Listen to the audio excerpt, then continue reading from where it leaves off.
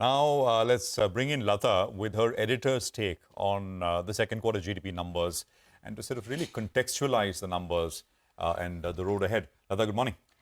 Good morning. Actually, I won't go through the details of every number, but what is relevant going forward and for the markets. What really led down the GDP was the mining and manufacturing numbers. Now, Nigel will tell you that most of the mining companies already showed that because the base was very positive margins. And because of that, it was very adverse margins in Q2. And that showed in the economy as well, even in the non-listed stocks. So the base actually turns positive when you come to Q3. You don't have such an adverse base. That itself means that growth will not be that much impacted. The other factor that has pulled down from the expenditure side is investment.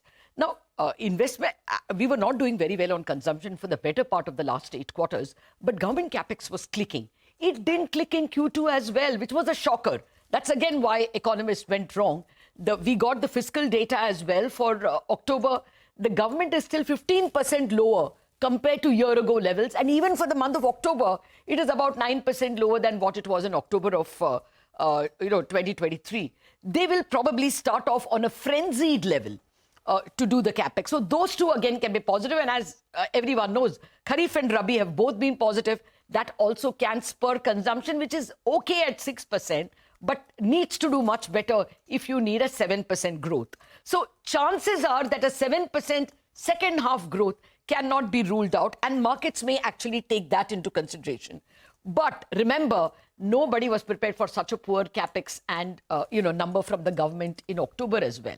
That data also came on November 29. So I think some disappointment on that. Can you really catch up that 15% fall in the next 4 months? I mean, you can have doubts over that. The other point that the market needs to note is that it's very difficult for the Reserve Bank to cut when the last available inflation number is 6.2. Their mandate is 6. So how can you cut when you're above the mandate given to you in terms of inflation? The expectation is they might do a CRR cut because there is a liquidity problem. You know, every time the RBI is selling dollars, and they've sold like, 60 billion or thereabouts, they're actually withdrawing cash. You sell dollars, you buy it with rupees. So that also means that the CRR cut is likely. Now, what happens for a repo cut and a CRR? A repo cut is bank negative because all their loans are linked to repo, or many of their loans, what you call the EBLR, external benchmark linked loans. That has to be priced lower, but it takes time for deposit prices to fall. So a repo cut is bank negative. A CRR cut is bank positive. What is a CRR? Suppose you have 100 rupees of deposits. On 4.5 rupees, you cannot make any money. You have to keep it as cash. Now, instead of 4.5, if you have to keep even 4/4 or 4 rupees as cash, the other 50 pice, you are able to charge 8%. Until now, you were charging 0. So that money actually becomes available to the banks. So my sense is today the action, if the majority in the market, and that's what I got when I polled economists, a CRR cut and not a bank rate, a repo cut, that is actually bank positive. I would want to see if the market endorses that view.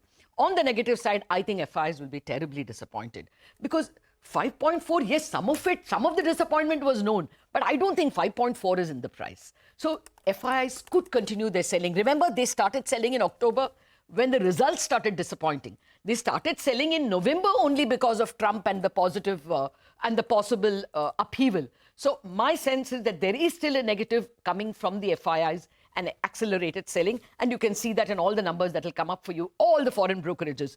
Nomura, Goldman, Citi, okay, ISEC, Kotak are Indian brokerages, but the string of foreign brokerages who have come down from a 6.7 to 7 range, they have come down now to a 6 to 6.3 range. And that will tell. Sure. All right. Latha, thank you very much. So that is, of course, the big story of the morning.